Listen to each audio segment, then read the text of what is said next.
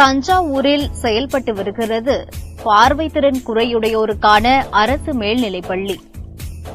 இங்கு முழுமையாக பார்வைத்திறன் குறையுடையோர், பகுதியளவு பார்வைத்திறன் குறையுடையோர் என மொத்தம் 145 மாணவ மாணவிகள் கல்வி பயின்று வருகின்றனர். பொதுத் தேர்வில் 100% தேர்ச்சி அளித்துள்ள இப்பள்ளியில் கல்வி பயில்வதை மட்டுமே அறிந்த இம்மாணவர்கள் மன ரீதியாகவும் உடல் ரீதியாகவும் புத்துணர்ச்சி பெற 5 நாட்கள் பயிற்சி அளிக்கப்பட்டது.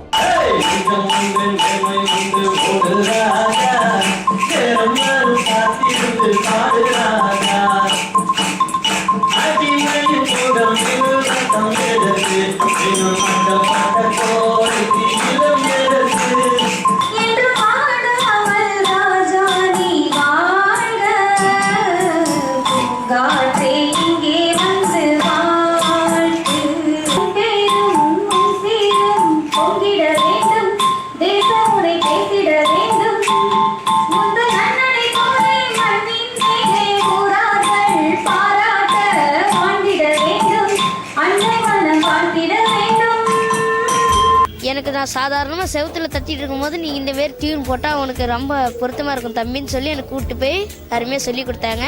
அது மட்டும் இல்லாமல் என்னாலும் பார்வை கூடியமாக இருக்க முடியாது, நானும் இந்தமாரி இதை சாதிக்க முடியாது நான் நினச்சிட்டு இருந்தேன். ஆனால் ஒரு பார்வை இல்லாதனாலும் இது சாதிக்க முடியுங்கிற நம்பிக்கை எனக்கு இப்போ வந்துருச்சு.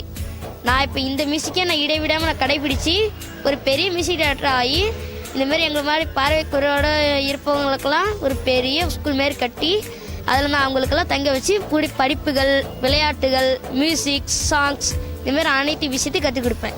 கைவினை பொருட்கள் தயாரித்தல், கிராமிய கலைகள், ஓவியம் வரைதல், இசை, நாட்டியம், தோல்கருவி இசைத்தல், முப்பரிமாண கையச்சு எடுத்தல், களிமண் பொம்மைகள் செய்தல், நாடக பயிற்சி, உடல் மொழிகள், தத்துவ கதையை உருவாக்குதல், குரலை மாற்றி பேசுதல் மற்றும் விளையாட்டுகள் என தங்களால் காண முடியாத தனி உலகை உணர்ந்து மகிழ்ந்தனர்.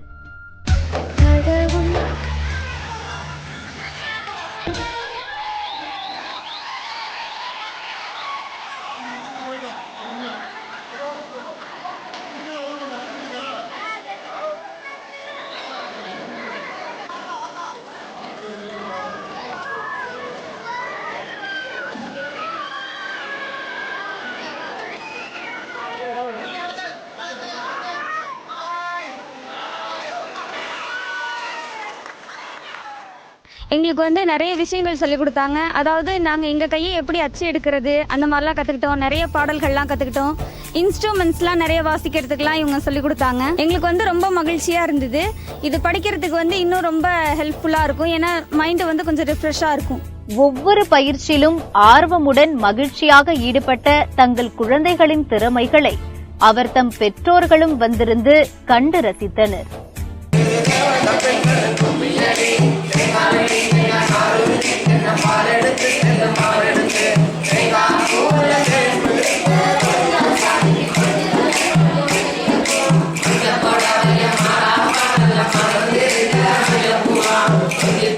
களிமண் விரல்கள் அப்படின்ற கிளே ஃபிங்கர்ஸ் அப்படின்ற ஒரு அமைப்புலேருந்து வந்திருக்காங்க. நாங்கள் ஏன் அலோவ் பண்ணோம் அப்படின்னா, நம்மளுடைய மாணவர்கள் முழுதுமாக பார்வை குறை உடைய மாணவர்கள், அவங்களுக்கு வேறு விதமான பொழுதுபோக்குகள் எதுவும் மேக்சிமம் கிடையாது. அவங்களுக்கு ஏற்ற மாதிரி இவங்க குரல்களை வச்சு தொடு உணர்வை மையமாக வச்சு இவங்க எல்லாத்தையும் பண்ணிட்டு இருக்காங்க.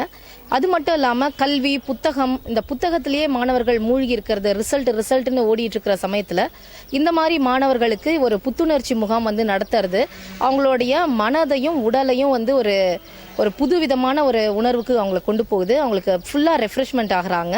பார்வை குறைனுடைய மாணவர்கள் சொன்னால் புரிஞ்சுப்பாங்க. அவங்களுக்கு நல்ல இசையில் நல்ல ஞானமுள்ள மாணவர்கள் இவங்கெல்லாம் எல்லாமே சொன்ன உடனே ஒரு விஷயத்தை சொன்ன உடனே நம்மளுக்கு முன்னாடி போயிட்டு அவங்க சில விஷயங்கள்லாம் சொல்கிறாங்க. அதே மாதிரி பாடியில் எப்படி இசையை உருவாக்குறது, இப்போ ஒவ்வொரு கையை தட்டி எப்படி இசையை உருவாக்குறது, அப்புறம் நம்ம உடம்புல எந்தெந்த இடத்துலலாம் இசையை தட்டி உருவாக்குறன்ற விஷயத்தெல்லாம் பசங்க சொல்லி கொடுத்தோம். அது ஒரு ஹோம் அப் மாதிரி அது சொல்லி கொடுத்தோன்னே நல்லா பண்ணாங்க பசங்க. உடலில் ஊனமில்லா மனிதர்கள் பலர் மனதளவில் தன்னம்பிக்கையின்றி ஊனமாகவே வாழ்க்கையை நடத்துகின்றனர். ஆனால் உடலில் ஊனமிருந்தும் இயற்கையாகவே தன்னம்பிக்கை அதிகம் பெற்ற மாற்றுத்திறனாளிகள் போற்றுதலுக்குரியவர்கள். மாணவ பருவத்திலேயே அந்த தன்னம்பிக்கையை வெளிக்கொணரச் செய்யும் இது போன்ற முயற்சிகள் எல்லா இடங்களிலும் தொடர வேண்டும்.